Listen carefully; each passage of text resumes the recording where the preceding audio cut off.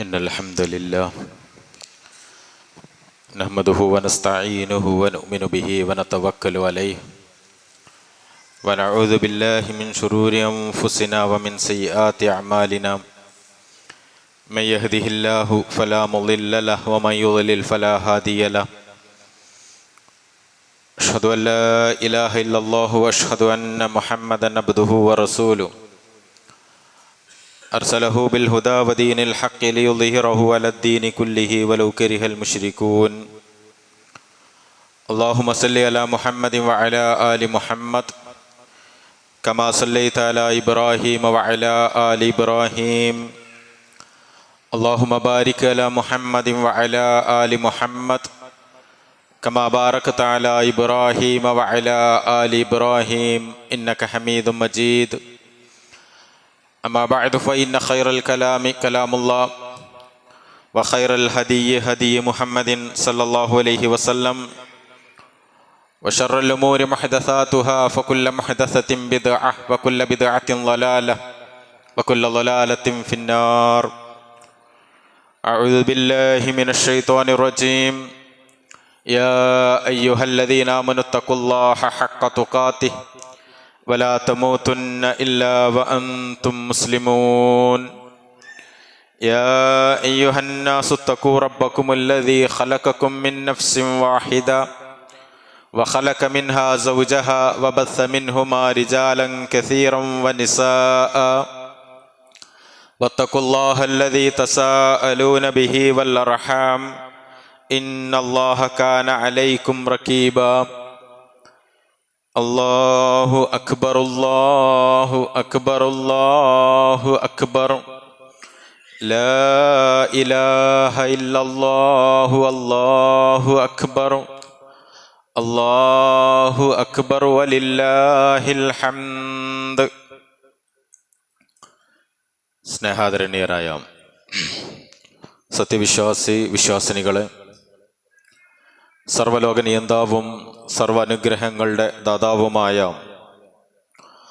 അല്ലാഹു സുബ്ഹാനഹു വ തആലയുടെ വിധിവിലക്കുകൾ ജീവിതത്തിൻ്റെ നിഖില മേഖലകളിലും കഴിവിൻ്റെ പരമാവധി സൂക്ഷിച്ച് പാലിച്ച് തഖ്വയിൽ അധിഷ്ഠിതമായി ജീവിക്കണമെന്ന് ആദ്യമായി ഓർമ്മപ്പെടുത്തുകയാണ്, വസിയത്ത് ചെയ്യുകയാണ്. വിശ്വാസത്തിൻ്റെ തെളിച്ചവും ത്യാഗത്തിൻ്റെയും സമർപ്പണത്തിൻ്റെയും അനശ്വര സൗന്ദര്യവും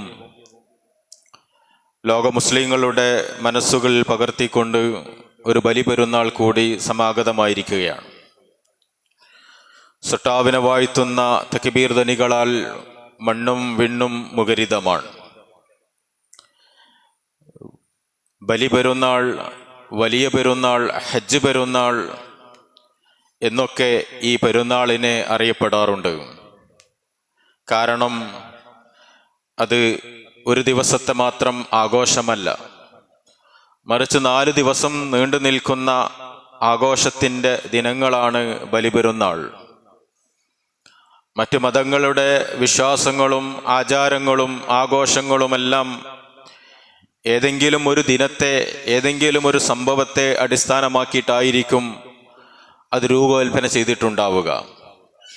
ചെറിയ പെരുന്നാൾ പോലും ഒരു സുദിനമാണെങ്കിൽ ബലിപെരുന്നാൾ 4 ദിവസത്തെ ആഘോഷത്തിൻ്റെ ദിനങ്ങളാണ്. കേവലം ഒരു ദിവസത്തിൻ്റെ പ്രതീകാത്മകമായിട്ടല്ല ഇതാഘോഷിക്കപ്പെടുന്നത്. ഇതൊരു ജീവിതത്തിൻ്റെ പ്രതീകമാണ്. ഒരു ജീവിതകാലത്തിൻ്റെ, ഒരു ആയുഷ്കാലത്തിൻ്റെ പ്രതീകമാണിത്. അഥവാ മഹാനായ ഇബ്രാഹിം നബി അലൈഹി സ്വലാത്തു വസ്സലാമയുടെയും കുടുംബത്തിൻ്റെയും ജീവിതത്തിൻ്റെ അനുസ്മരണം. വിശുദ്ധ ഖുർആനിലെ 3 വചനങ്ങൾ ഇത്തരണത്തിൽ നമ്മൾ ഓരോ വിശ്വാസിയും വളരെ ഗൗരവത്തോടു കൂടി ശ്രദ്ധിക്കേണ്ടതുണ്ട്. ഇന്നി അസ്ലംതു ലിറബ്ബിൽ ആലമീൻ. മഹാനായ പ്രവാചകൻ ഇബ്രാഹിമിൻ്റെ അലൈഹി സ്വലാത്തു വസ്സലാമിൻ്റെ പ്രഖ്യാപനമാണത്. ഇന്നി അസ്ലംതു ലിറബ്ബിൽ ആലമീൻ. ലോകരക്ഷിതാവായ അള്ളാഹുവിനിതാ ഞാൻ സകലതും സമർപ്പിച്ചിരിക്കുന്നു എന്ന പ്രഖ്യാപനം. അതോടൊപ്പം തന്നെ അദ്ദേഹത്തിൻ്റെ പ്രിയതമയുടെ പ്രഖ്യാപനം. അവർ ചോദിക്കുന്നുണ്ട്, അമറക ഹാദ, അള്ളാഹു ആണോ നിങ്ങളോട് ഇത് കൽപ്പിച്ചിരിക്കുന്നത്? എങ്കിൽ നിങ്ങൾ ഇഷ്ടമുള്ളത് നിങ്ങൾ അതുപോലെ പ്രവർത്തിച്ചോളൂ എന്ന അവരുടെ പ്രഖ്യാപനം. മകൻ ഇസ്മായിൽ അലൈഹി സ്വലാത്തു വസ്സലാമയുടെ പ്രഖ്യാപനം കൂടി വിശുദ്ധ ഖുർആൻ എടുത്തു കൊടുക്കുന്നുണ്ട്. യാ അബതി ഫഅൽ മാ തുഅ്മർ, അല്ലയോ പിതാവേ, അല്ലയോ ഉപ്പ, നിങ്ങളോട് എന്താണോ കൽപ്പിക്കപ്പെട്ടിരിക്കുന്നത് അത് നിങ്ങൾ ചെയ്തുകൊള്ളൂ. ഞാൻ ക്ഷമിക്കുന്നവനായി നിങ്ങൾക്ക് കാണാൻ കഴിഞ്ഞാൽ ക്ഷമിക്കും.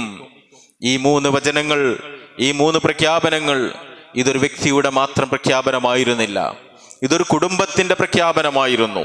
ഇത് അവരുടെ ജീവിതം എന്തിനു വേണ്ടി ഈ ഒരു സമയത്ത് നമ്മൾ സ്മരിക്കുകയും എന്തിനു വേണ്ടി അയവിറക്കുകയും ചെയ്യുന്നുവോ അതിൻ്റെ കാരണം ഇതായിരുന്നു എന്ന് നമുക്ക് മനസ്സിലാക്കുവാൻ കഴിയും. ക്യാബിനറ്റ് പദവികളും അതുപോലെ തന്നെ ഡീലിറ്റുകളുമൊക്കെ ഇന്ന് സമൂഹത്തിലെ ആദരവിൻ്റെയും ബഹുമാനത്തിൻ്റെയും പ്രതീകമായി വലിയ രീതിയിൽ കാണപ്പെടുന്ന, ചിത്രീകരിക്കപ്പെടുന്ന ഈ കാലഘട്ടത്തിൽ ഒരു നൂറ്റാണ്ട് പോലും ആയുസ്സില്ലാത്ത മനുഷ്യൻ 40 നൂറ്റാണ്ടുകൾക്കപ്പുറം ജീവിച്ച ഒരു കുടുംബത്തെ എന്തുകൊണ്ട് സ്മരിക്കുന്നു? എന്തിന് സ്മരിക്കണം? അതിൻ്റെ ഉത്തരമാണ് വിശുദ്ധ ഖുർആൻ നമുക്ക് എടുത്തു കാണിക്കുന്നത്. അതാണ് ഖുർആൻ പറഞ്ഞ ആലു ഇബ്രാഹിം, ഇബ്രാഹിമി കുടുംബം. ഇന്നും ഓരോ വിശ്വാസിയും ഏറ്റവും ചുരുങ്ങിയത് ഓരോ ദിവസം 5 നേരത്തെ നമസ്കാരങ്ങളിലും ആ കുടുംബത്തെ സ്മരിച്ചു കൊണ്ടിരിക്കുകയാണ്. അവർക്ക് വേണ്ടി ബർക്കത്തിന് വേണ്ടി പ്രാർത്ഥിച്ചു കൊണ്ടിരിക്കുകയാണ്.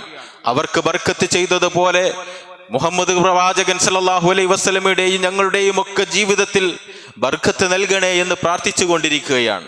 എന്തായിരുന്നു ഈ കുടുംബത്തിന് ഇത്രമാത്രം വലിയ ശ്രേഷ്ഠതയുണ്ടായിരുന്നത്? എന്താണ് അവരുടെ പ്രത്യേകത? അതാണ് വിശുദ്ധ ഖുർആനിന്റെ വചനങ്ങളിലൂടെ അള്ളാഹു നമുക്ക് പഠിപ്പിച്ചു തരുന്നത്.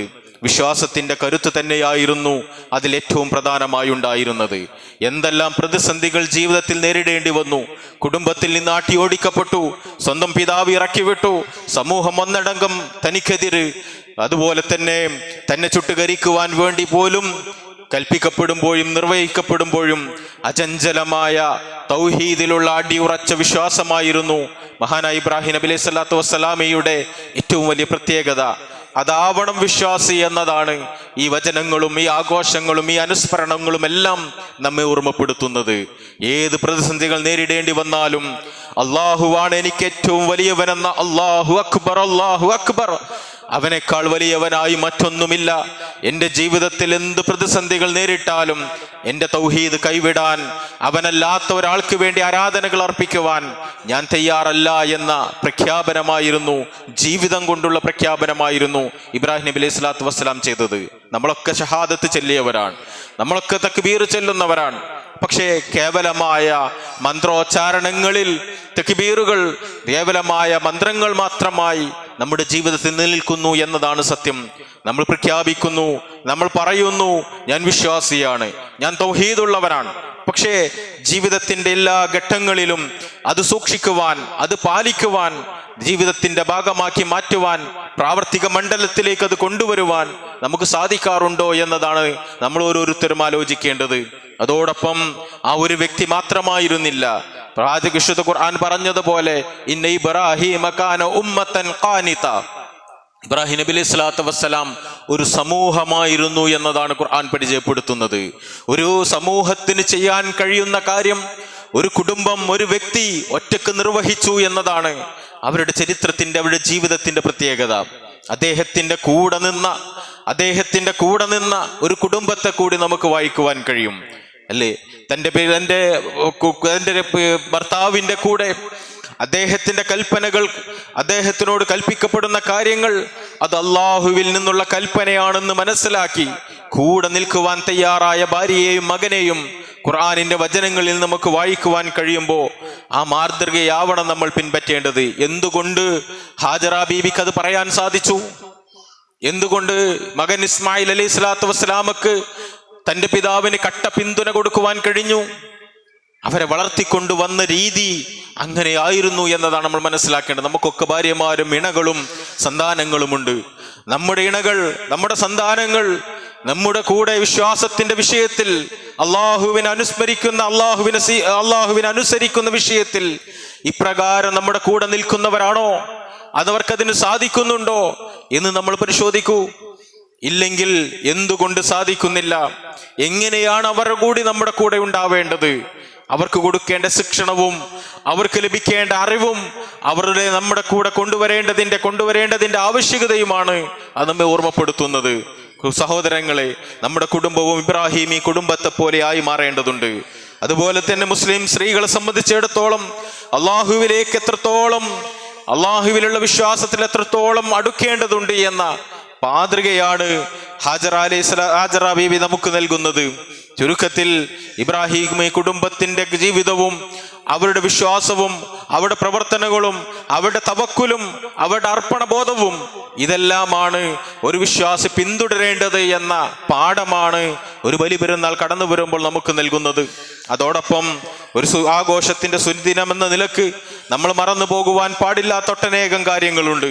ഒരിക്കലും തന്നെ അല്ലാഹു സുബ്ഹാനഹു വ തആലയിൽ നിന്ന് ഞാൻ ഒരിക്കലും വിട്ടു നിൽക്കുകയില്ല എന്ന, എൻ്റെ ഈമാൻ മറ്റൊരാൾക്കും എൻ്റെ ഇഷ്ടങ്ങളെക്കാൾ അള്ളാഹുവിൻ്റെ ഇഷ്ടമാണ് എന്ന, അതെനിക്ക് എൻ്റെ ഇഷ്ടങ്ങൾക്ക് യാതൊരു വിലയുമില്ല എന്ന് പ്രഖ്യാപിക്കുവാൻ നമുക്ക് കഴിയണം. അള്ളാഹുവിൻ്റെ കാരുണ്യത്തെക്കുറിച്ച് ഒരിക്കലും നിരാശരാകുവാൻ പാടില്ല എന്ന പാഠം കൂടി ഇബ്രാഹിം ഈ ചരിത്രം നമുക്ക് നൽകുന്നുണ്ട്.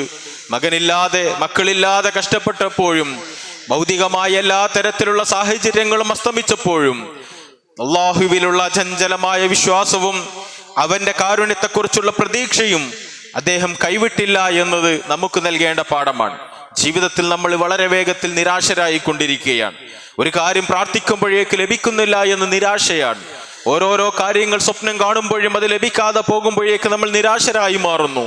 ഇവിടെയാണ് ഇബ്രാഹിം കുടുംബം നമുക്ക് നൽകുന്ന പാഠം. മഹാനായ ഇബ്രാഹിം നബി അലൈഹി സ്വലാത്തു വസ്സലാം പഠിപ്പിച്ചത് എത്ര തന്നെ കഴിഞ്ഞാലും എല്ലാറ്റിനും അപ്പുറം റബ്ബിൽ നിന്നുള്ള അവന്റെ കാരുണ്യം അത് നമുക്ക് ഏത് സമയവും വന്ന് കിട്ടുമെന്നുള്ള ആ ശുഭാപ്തി വിശ്വാസം നമുക്കുണ്ടാവണം. അള്ളാഹുവിന്റെ കാരുണ്യത്തെ തൊട്ടൊരിക്കലും നമ്മൾ നിരാശരാകുവാൻ പാടില്ല. അതുപോലെ തന്നെ തൻ്റെ ചിന്തകൾക്ക് ഉൾക്കൊള്ളാൻ കഴിയാത്തതിനപ്പുറമുള്ള കാര്യങ്ങൾ അള്ളാഹുവിൽ നിന്ന് തവക്കുലാക്കിയാൽ ലഭിക്കുമെന്ന ആ ഒരു വിശ്വാസം നമുക്കുണ്ടാവണം. നമ്മുടെ ജീവിതത്തിലെ നമ്മുടെ കഴിവിൻ്റെ മനുഷ്യന്റെ കഴിവുകൾക്കും എല്ലാറ്റിനും പരിധിയും പരിമിതികളുമുണ്ട്. എന്നാൽ പരിമിതിയില്ലാത്ത റബ്ബിൽ നിന്നുള്ള പ്രതീക്ഷയും അവന്റെ കാരുണ്യവും അത് തനിക്ക് ലഭിക്കണമെങ്കിൽ അവനിൽ തവക്കുലാക്കുവാനുള്ള, തനിക്ക് കഴിയാത്തതിലപ്പുറമുള്ളത് റബ്ബിലേക്ക് ഏൽപ്പിക്കുവാനുള്ള ഒരു ദൃഢവിശ്വാസം നമുക്കുണ്ടാവേണ്ടതുണ്ട്. തീ കുണ്ടാരത്തിലേക്ക് വലിച്ചെറിയുന്ന സമയത്തും ഹസ്ബി അല്ലാഹു വ നിഅമൽ വക്കീൽ എന്ന് പറയുവാൻ ഇബ്രാഹിം നബി അലൈഹി സ്വലാത്തു വസ്സലാമയെ പ്രാപ്തമാക്കിയത് അതായിരുന്നു എന്ന് മനസ്സിലാക്കുക. അതുപോലെ തന്നെ മാതൃകാ പ്രവാചകനല്ല, ഒരു മാതൃകാ കുടുംബമാണ് നമ്മളുടെ മുന്നിൽ അല്ലാഹു സുബ്ഹാനഹു വ തആല പരിചയപ്പെടുത്തിയതെങ്കിൽ നമ്മുടെ കുടുംബവും ഒരു ഇസ്ലാമീയമായ ഒരു ദീനീ ചിട്ടയോടുകൂടി കടന്നു പോകുന്ന ഒരു കുടുംബമാക്കി മാറ്റുവാൻ നമ്മൾ ശ്രദ്ധിക്കേണ്ടതുണ്ട്. അതുപോലെ തന്നെ പാരത്രികമായ നൈമിഷികമായ ഭൗതികമായ എല്ലാറ്റിനേക്കാളും അപ്പുറം എനിക്ക് പാരത്രികമായ വിജയമാണ് ഉണ്ടാവേണ്ടത് എന്ന ആ ഒരു പ്രതീക്ഷയും താല്പര്യവും നമ്മുടെ മനസ്സുകളിൽ ഉണ്ടാവേണ്ടതുണ്ട്. ഈ ആഘോഷത്തിന്റെ സുദിനത്തിൽ നമ്മൾ മനസ്സിലാക്കിയതുപോലെ ആരാധനയിൽ അധിഷ്ഠിതമാണിത്. ഈ 4 ദിവസങ്ങളും ആരാധനയാണ്. അതിലെ പ്രാർത്ഥനകൾ, തക്ബീറുകൾ, ഉലഹിയത്തുകൾ, ഇതുപോലെയുള്ള ഓരോ കർമ്മങ്ങൾ നിർവഹിക്കുമ്പോഴും ആഘോഷത്തിന്റെ ഭാഗമായി ഇസ്ലാം പഠിപ്പിച്ച അനുവദനീയമായ മാർഗങ്ങളെല്ലാം നമുക്ക് സ്വീകരിക്കുവാൻ പറ്റും. പ്രവാചകൻ പഠിപ്പിച്ചതുപോലെ ഇത് തിന്നുന്നതിൻ്റെയും കുടിക്കുന്നതിൻ്റെയും സുദിനമാണ് എന്ന് പ്രവാചകൻ പറയുന്നത് കാണാം. അതിൻ്റെ അർത്ഥം അമിതവ്യയമല്ല. ആവശ്യത്തിന് നല്ല ഭക്ഷണങ്ങൾ ഉണ്ടാക്കി നല്ല ഭക്ഷണങ്ങൾ കഴിക്കുന്നതും മറ്റുള്ളവരെ ഭക്ഷിപ്പിക്കുന്നതും ഒക്കെ പുണ്യമായി പഠിപ്പിച്ചിട്ടുണ്ട്. ഇതൊക്കെ ഈ സുദിനത്തിൽ ഉണ്ടാവേണ്ടതുണ്ട്. കുടുംബ ബന്ധങ്ങൾ ഊട്ടിയുറപ്പിക്കുകയും സഹോദര്യ ബന്ധങ്ങൾ ഊട്ടിയുറപ്പിക്കുകയും അയൽപക്ക ബന്ധങ്ങളെ ദൃഢമുള്ളതാക്കി മാറ്റുകയും പ്രയാസം അനുഭവിക്കുന്നവരെ ശാരീരികമായും മാനസികമായും അതുപോലെ തന്നെ പല രീതിയിലും സഹായങ്ങൾ ആവശ്യമുള്ളവർ നമുക്ക് ചുറ്റുപാടിലുമുണ്ട്. അവരെയെല്ലാം മനസ്സിലാക്കുവാനും കണ്ടെത്തുവാനും അവർക്ക് വേണ്ട സഹായങ്ങൾ ചെയ്തു കൊടുക്കുവാനും ഈ സുദിനത്തെ നമ്മൾ വിനിയോഗിക്കേണ്ടതുണ്ട്. ഇതിൻ്റെ അതല്ലെങ്കിൽ അത്തരം പ്രവർത്തനങ്ങളുടെ തുടക്കമായിട്ടെങ്കിലും ഈ സുദിനത്തെ നമ്മൾ മാറ്റേണ്ടതുണ്ട്. യുവത്വത്തെയാണ് ഈ പ്രവാചകൻ സല്ലല്ലാഹു അലൈഹി വസല്ലമയും അതുപോലെ തന്നെ സകല പ്രവാചകന്മാരും മഹാനായ ഇബ്രാഹിം നബി അലൈഹി സ്വലാത്തു വസ്സലാമയുടെ ചരിത്രമെല്ലാം യുവാക്കൾക്ക് പലതും ചെയ്യാൻ കഴിയുമെന്നതാണ് പഠിപ്പിച്ചു തരുന്നത്. അതുകൊണ്ട് തന്നെ ഇത്തരം പ്രവർത്തനങ്ങൾക്ക് മുന്നിൽ നടക്കേണ്ടവർ, ഇത്തരം പ്രവർത്തനങ്ങൾക്ക് മുന്നിൽ നിൽക്കേണ്ടവർ, മാതൃകയാവേണ്ടവർ അത് യുവാക്കളാവണം. അതുകൊണ്ട് തന്നെ എൻ്റെ യുവാക്കളോട് പറയാനുള്ളത്, നന്മയുടെ വിഷയത്തിൽ സമൂഹത്തിൽ ചെയ്യേണ്ട, മഹലിൽ ചെയ്യേണ്ട, കുടുംബത്തിൽ നിർവഹിക്കേണ്ട, അതുപോലെ തന്നെ മനുഷ്യരെന്ന നിലയിൽ മറ്റുള്ള സഹജീവികൾക്ക് നമ്മൾ ചെയ്തു കൊടുക്കേണ്ട എല്ലാ നന്മകളുടെ പ്രവർത്തനങ്ങൾക്കും മുന്നിൽ പതാകവാഹകരായി നിങ്ങളുണ്ടാവണം. അത് കണ്ടാവണം നമ്മുടെ പിൻതലമുറക്കാർ, നമ്മുടെ തലമുറകൾ കടന്നു വരേണ്ടത്, നമ്മുടെ കുട്ടികൾക്ക് മാതൃകയാവേണ്ടത്. അവർ നമ്മുടെ കൂടെ കൊണ്ടു നടക്കുവാൻ, കൈപിടിച്ചു കൊണ്ടുവരുവാൻ നമ്മൾ ശ്രദ്ധിക്കേണ്ടതുണ്ട്. അതുപോലെ തന്നെ നമ്മൾ ശ്രദ്ധിക്കേണ്ട മറ്റൊരു വിഷയമാണ്, രോഗം കൊണ്ട് കഷ്ടപ്പെടുന്ന ഒരുപാട് ആളുകളുണ്ട്. അവരെ കാണുവാനും അവരെ സന്ദർശിക്കുവാനും അവർക്ക് വേണ്ട സഹായ സഹകരണങ്ങൾ ചെയ്തു കൊടുക്കുവാനുമെല്ലാം ഈ സുദിനത്തെ നമ്മൾ വിനിയോഗിക്കണം. അതുപോലെ തന്നെ ഈ ഒരു സമയം ഒരു പുതിയ അക്കാദമിക് ഇയറിലേക്ക് പ്രവേശിക്കുന്ന സമയമാണ്. കുട്ടികളെല്ലാം പുതിയ പുതിയ ക്യാമ്പസുകളിലേക്കും പുതിയ കോഴ്സുകളിലേക്കും ഒക്കെ കടന്നു പോകുന്ന ഈ സന്ദർഭത്തിൽ ഏറ്റവും നല്ല മതചിട്ടയോടുകൂടി ഭൗതികമായ വിജ്ഞാനങ്ങളും വിദ്യാഭ്യാസങ്ങളും ഒക്കെ നേടുമ്പോഴും അതിൻ്റെ കൂടെ ആത്മീയമായ ഇസ്ലാമിൻ്റെ അന്തസത്ത ചോർന്നു പോകാത്ത വിദ്യാഭ്യാസം നേടുവാനും അത് പകർന്നു കൊടുക്കുവാനുമാകണം രക്ഷിതാക്കളും ശ്രദ്ധിക്കേണ്ടത്, തെരഞ്ഞെടുക്കുന്ന വിദ്യാർത്ഥികളും ശ്രദ്ധിക്കേണ്ടത്. ക്യാമ്പസുകളിലേക്ക് കടന്നു ചെല്ലുമ്പോൾ ആധുനിക ക്യാമ്പസുകളെല്ലാം ആകെ താറുമാറായി കിടക്കുന്ന രീതികളാണ്. പലതും നമുക്കവിടെ കാണാൻ കഴിയും. പലതരത്തിലുള്ള പ്രവർത്തനങ്ങൾ അവിടെയുണ്ട്. ലഹരികൾ അവിടെ ഒഴുകിക്കൊണ്ടിരിക്കുകയാണ്. ഇത്തരം അധാർമികമായ മാർഗങ്ങൾ നമുക്ക് മുന്നിൽ കടന്നു വരുമ്പോഴും എൻ്റെ ആദർശവും വിശ്വാസവും അതിന് അനുകൂലമല്ല, അത് അനുവദിക്കുന്നില്ല എന്ന് മനസ്സിലാക്കുവാനും അത്തരം വിഷയങ്ങളോടെല്ലാം രാജിയാകുവാനും നമുക്ക് സാധിക്കണം. നല്ല സൗഹൃദങ്ങളെ നമ്മൾ കെട്ടിപ്പടുക്കണം. ഏറ്റവും നല്ല ഒരു വിശ്വാസിയുടെ അല്ലെങ്കിൽ ഒരു മനുഷ്യന്റെ സ്വഭാവം അലാ ദീനി ഖലീലിഹി എന്നാണ് പ്രവാചകൻ പറഞ്ഞത്. അവന്റെ കൂട്ടുകാരൻ എന്താ, അതാണ് അവന്റെ കൂട്ടുകാരന്റെ സ്വഭാവം എന്താ, അതാണ് അവന്റെ സ്വഭാവം. ഇപ്പൊ പുതിയ ക്യാമ്പസുകളിലേക്കൊക്കെ കടന്നു ചെല്ലുമ്പോൾ നല്ല സൗഹൃദങ്ങളെയാണ് നമ്മൾ കെട്ടിപ്പടുക്കേണ്ടത്.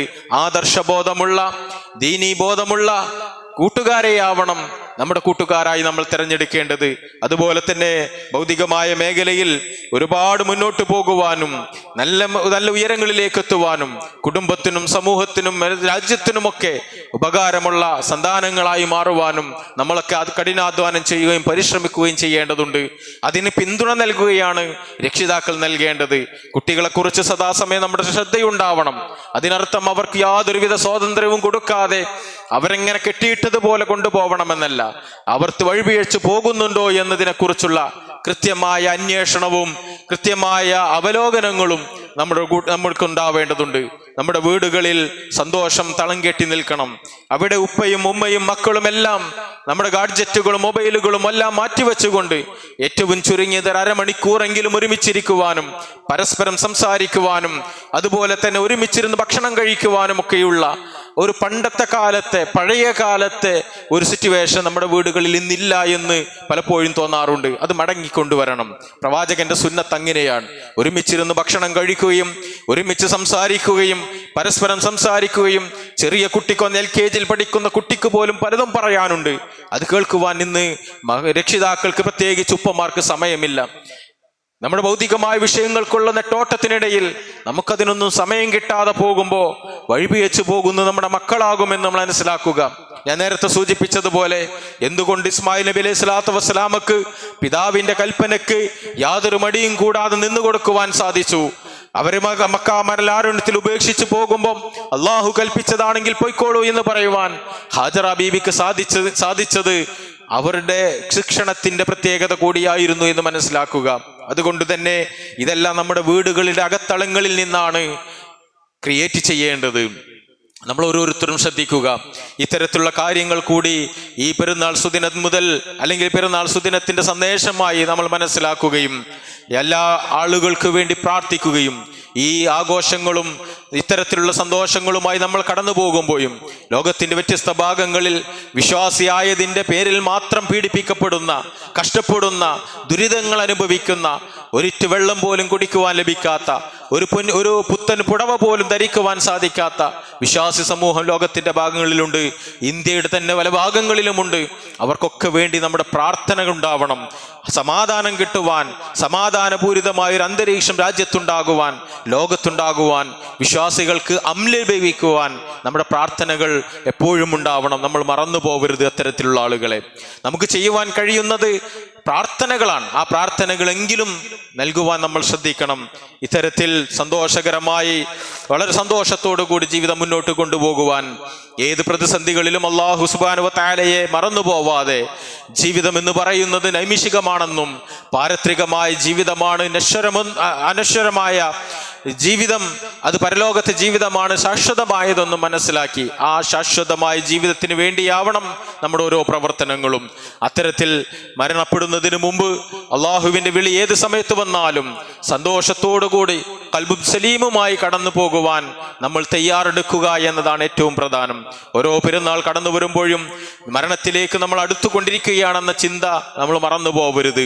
അള്ളാഹുവിനെ കുറിച്ച് കൂടുതൽ അടുക്കുവാനും സ്മരിക്കുവാനും അവനിലേക്ക് ധാരാളമായി പ്രാർത്ഥനകളും ആരാധനകളും ചെയ്തുകൊണ്ട് അവനിലേക്ക് അടുക്കുവാൻ നമ്മൾ ഓരോരുത്തരും പ്രത്യേകം ശ്രദ്ധിക്കണമെന്ന് ഒരിക്കൽ കൂടി ഓർമ്മപ്പെടുത്തുകയാണ്. അല്ലാഹു സുബ്ഹാനഹു വ തആല നമ്മുടെ ഓരോ കർമ്മങ്ങളും സ്വീകരിക്കുകയും അർഹമായ പ്രതിഫലം നൽകി അനുഗ്രഹിക്കുകയും ചെയ്യുമാറാവട്ടെ.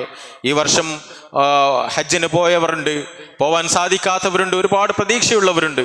അടുത്ത തവണയെങ്കിലും പോകുവാനുള്ള ഒരു അവസരം അല്ലെങ്കിൽ അതിനുള്ള ഒരു അനുഗ്രഹം അല്ലാഹു സുബ്ഹാനഹു വ തആല നമുക്കൊക്കെ പ്രദാനം ചെയ്യുമാറാവട്ടെ. അതോടൊപ്പം തന്നെ ഉളുഹിയ്യത്ത് പോലത്തെ കർമ്മങ്ങൾ ഈ വർഷം ചെയ്യുവാൻ കഴിയാത്തവർ അടുത്ത വർഷത്തേക്ക് ഇപ്പൊ തന്നെ നിയ്യത്താക്കുകയും അതിനുവേണ്ടി ഒരുങ്ങുകയും ചെയ്യുക.